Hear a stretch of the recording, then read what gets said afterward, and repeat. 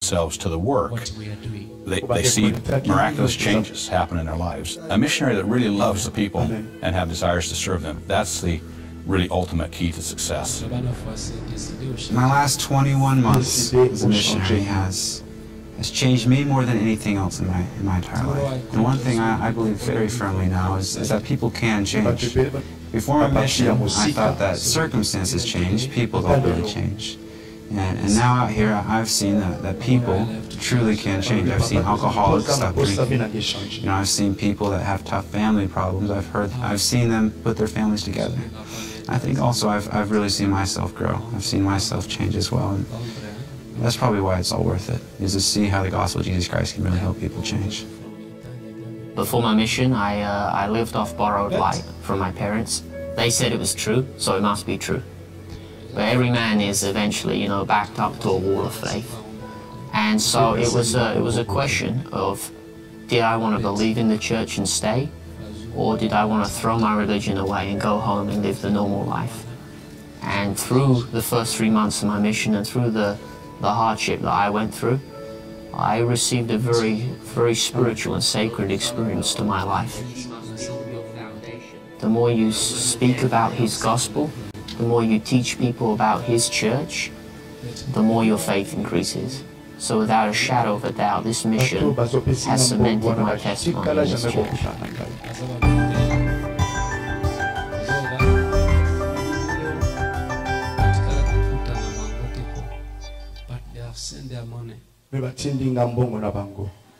Papa, lobi ozali nataka wazosenga lini?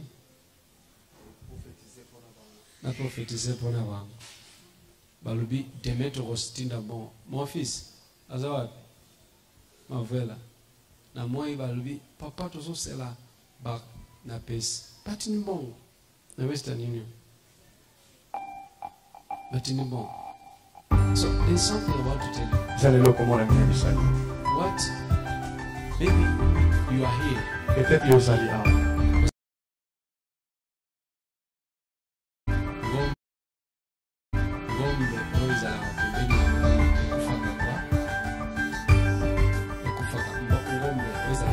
This is the World Report of the Church of Jesus Christ of Latter-day Saints, October 2018.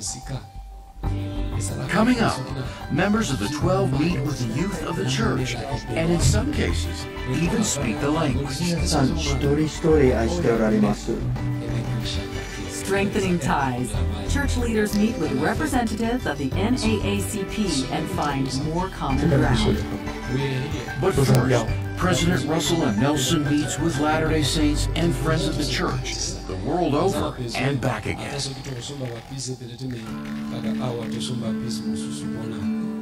Russell M. Nelson, the 17th President of the Church of Jesus Christ of Latter-day Saints, greeted, ministered, and spoke to thousands of the faithful around the world as he embarked on a global ministry this past spring with his wife Wendy in what would include 3 continents and 8 cities in 11 days. We're bringing the love of the Lord to the people. And they will learn to love each other and the Lord. President Nelson was also joined on this ministry by Elder Jeffrey R. Holland, the 12, and his wife Patricia. We have to remember that he's not only the president and prophet for the church, but he's the prophet to the world. His first stop, London, England, meeting with Latter-day Saints at the Hyde Park Chapel on April 12th.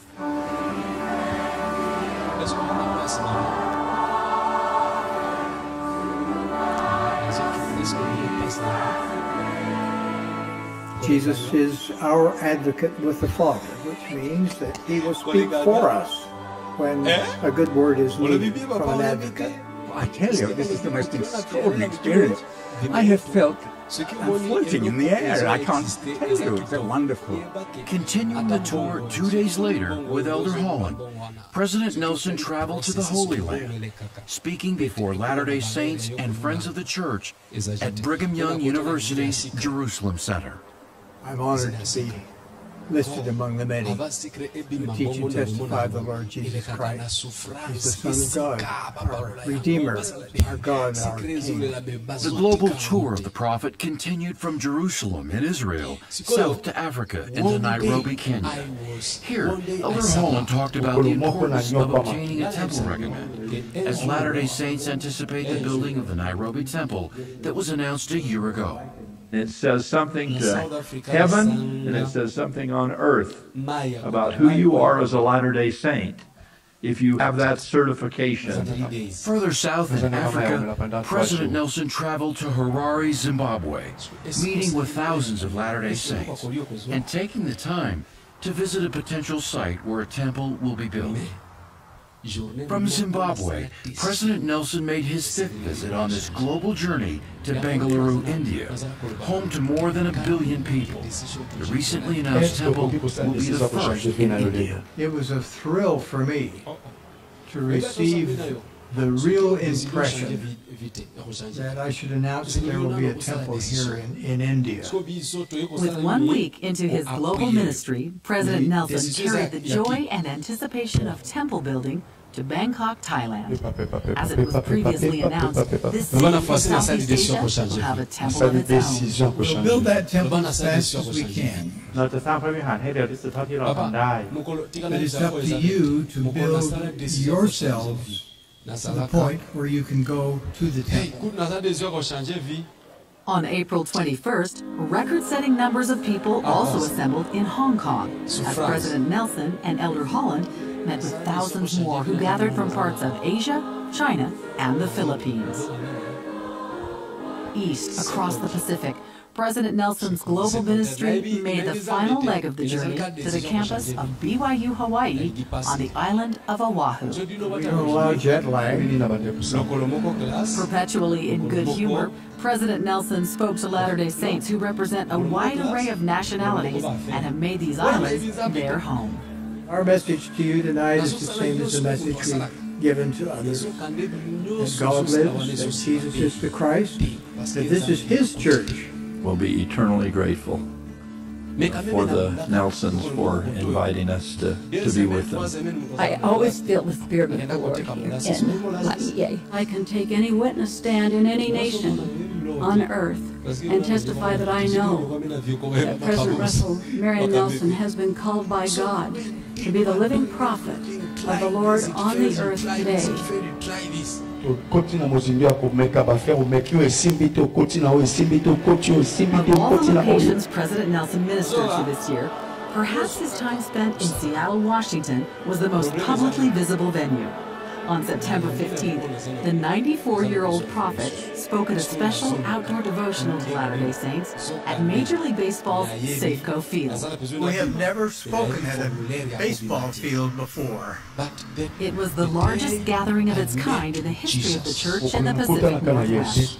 God is an unchangeable God, but as the church moves to every nation and people, and in the last days, we take joy. And the thing is worked out. So let me invite the...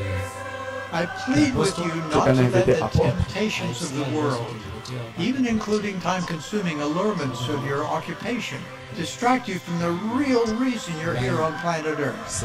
Will you use your agents to choose Jesus Christ and His gospel? Departing Seattle, President Nelson and President Irene traveled further north to Vancouver, British Columbia, and to Langley Center, expressing to the vast audience there the purpose behind the outreach of the church. It's okay, 30 minutes, naozwa senga 7 minutes C'est ça? topete langwesu mapoko makasi to invite apôtre Jean-Marc amema biso lisusu na kati ya dimanche mosusu na tikeli oloko kaka moko sala décision au change Amen. Period. Amen. God bless you. And that's not negotiable. So these errors that have crept in are only to be corrected.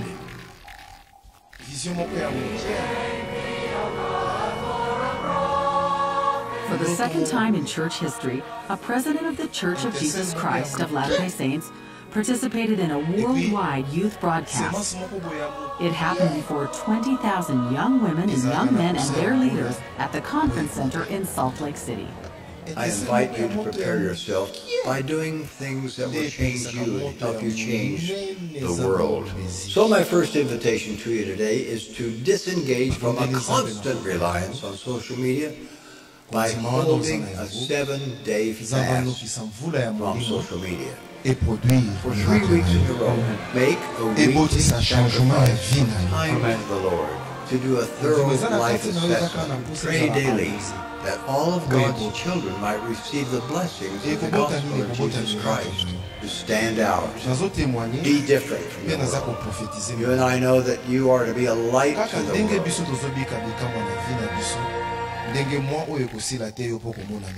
Amen. During the Saturday morning session of General Conference last March, Henry B. Eyre, second counselor in the First Presidency, announced that through President Nelson, the Lord had called Elder Garrett W. Gong and Elder Ulysses Suarez as apostles in the Quorum of the 12. Their new callings extended from 2 vacancies with the passing of President Thomas S. Monson. Alléluia. Amen. The overwhelming feeling Amen. I felt really humble before the Lord. Alléluia. It's such a great privilege to serve in the church. Anywhere we have the pleasure and the blessing to do so. During the Sunday afternoon session, President Nelson announced the church's separate programs of home and teaching would be retired and implemented as ministering. Ministering offers enhanced focus on person or family. L'ange réveilla Pierre en les frappant au côté et en disant, lève-toi promptement. Les chaînes tombèrent de ses mains. During the general priesthood session, President Nelson announced that the Branch High Priest Group will now be combined into one elders quorum.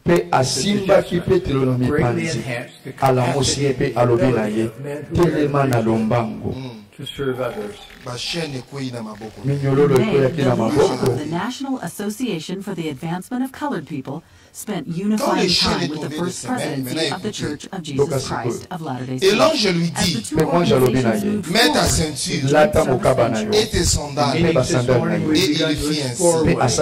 L'ange lui dit encore, enveloppe-toi de ton manteau et suis-moi. Alléluia. Amen. Il ne pouvait pas le dire ça quand les chaînes étaient entre ses mains. Qui m'a compris? Qui m'a compris? With a partner en fait, et puis tant que ma chaîne est dans ma boucle, est-ce que à cause de moyen, à cause de sandales là, à cause de moyen, pour la ta manteau, manteau il faut qu'on s'en beaucoup. Ok, à cause de moyen. The church's relationship with the NAACP expanded in July Amen. during the organization's 109th annual meeting held in San Nalobi na pokwa lelo eloko liboso ya eza la lumière. Amen. Nalobi na pokwa lelo eloko liboso ya eza la lumière. Amen. Et ce qui lumière est olongwana na kati ya ténèbres. Amen. Eloko ya mibale ezali nini? Olongwana kati ya sommeil. C'est-à-dire olamuka ndenge prophète alobi ozwa conscience ya changement ya vie na yo. Amen. Soki kozala na kati ya moto to na kati ya mai me yo changer. Amen. The organization's vice chair shared with the conference. Maintenant regardez, la lumière est venue, mais Pierre reste endormi. Viens, comme tu me regardes si bien. Of each other's history and the desire to acknowledge the past and move forward to work together for the common good.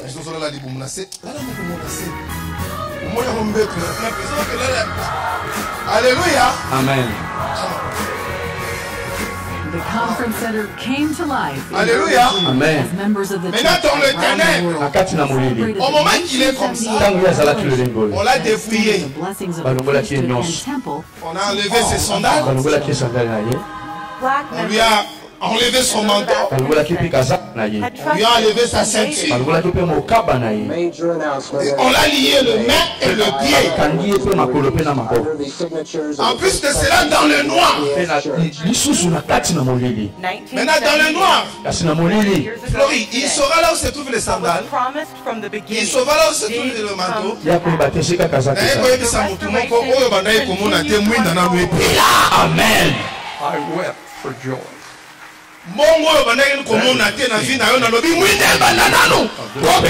Amen. 40 years ago.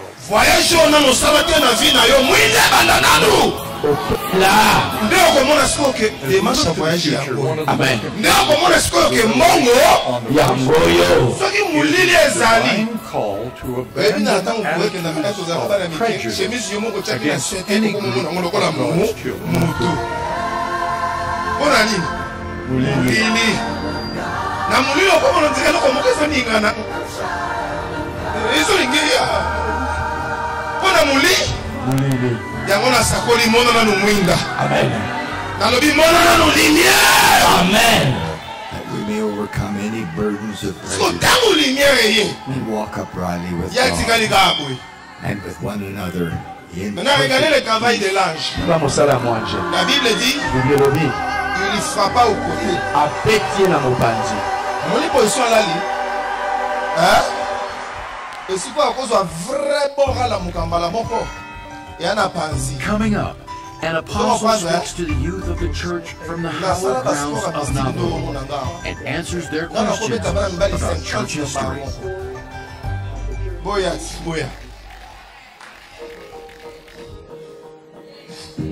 On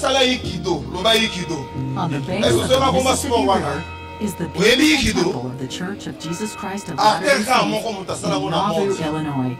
With this setting as a backdrop, a worldwide broadcast was held for all young adults. The event marked the release of a new book produced by the church titled The Story of the Church of Jesus Christ in the Latter-day Saints. It's only the third time in nearly 200 years since it was organized that the church has a comprehensive history. The evening featured Elder Quentin L. Crowe, apostle of the church, along with a global audience of young adults who asked questions about church topics. Or was it strictly revelation? The Book of Mormon, God. He used both the Urim and Thummim and a seer stone to help him with the translation process. His translation experiences were sacred and very personal, and he just didn't give us much detail. What matters to me is the content of the Book of Mormon. The Book of Mormon has shaped who I am. I something well with the Book of Mormon. But is there a way to search church history to find reliable answers and stories? There are so many historical discussions online about our history, and most of these discussions produce a lot more heat than light. So if your source of information includes a lot of emojis and exclamation points, maybe let's start somewhere else. Those of us like myself who write history for the church, we feel a great responsibility to write history that is honest, that is accurate, that helps us understand the past.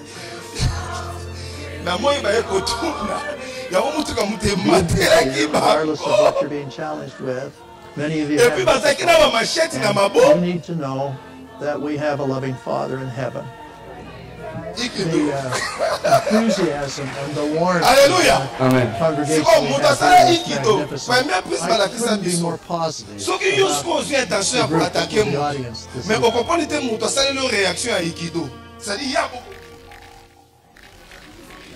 These teenagers in Osaka, Japan, had been waiting for this day for a long time.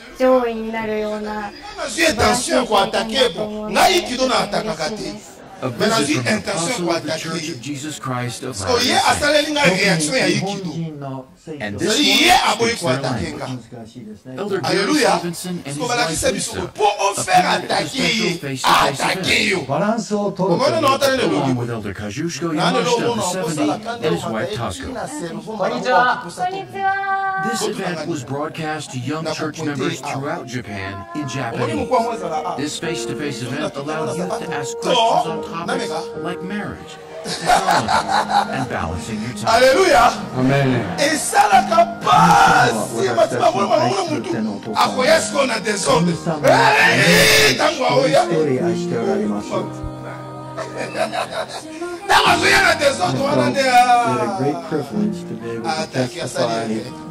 So ange t'envoyé atali Pierre muzela solala ana souci obongate funa bola eloko moko dikofia ba The Rockaway to me is a very special place. L'ange les frappa au côté. Moi j'abeti na mopanzi. My name's Andy. I'm from Birmingham, England. I've been on a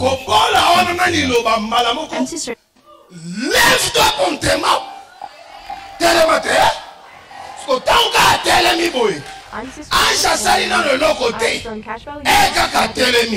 La Bible dit les chaînes tombèrent de ses mains. La lumière était déjà là. Il a fallu le réveiller. Et quand il va se réveiller, c'est alors les chaînes vont tomber de ses mains. Le monde a un sommeil spirituel. Amen.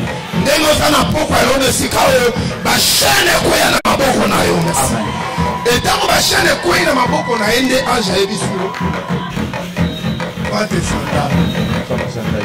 Bon, comme la lumière était déjà là, qu'est-ce qu'il a fait? Il a mis ses sandales. Et l'ange lui dit encore, prends ta ceinture. Comme la lumière était déjà là, il a récupéré ça. Il a mis sa ceinture. Et là, je regarde. C'est vrai, on va sortir. Mais là-bas dehors, il fait froid. Où est votre manteau? Il a regardé. Comme la lumière était là, il a vu le manteau. Il a pris le manteau. Il a revêti.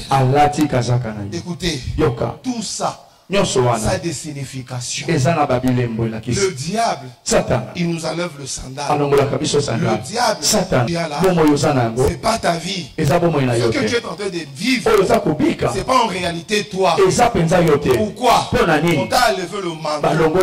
La vie de la honte là que tu as, parce qu'on t'a déshabillé. On a enlevé votre ceinture. Tu es devenu nu. S'il n'y a pas de ceinture, c'est le diable qui t'impose cette vie. Et en plus de cela, il t'a enlevé le sandal. C'est quoi le sandal? C'est la promesse de Dieu.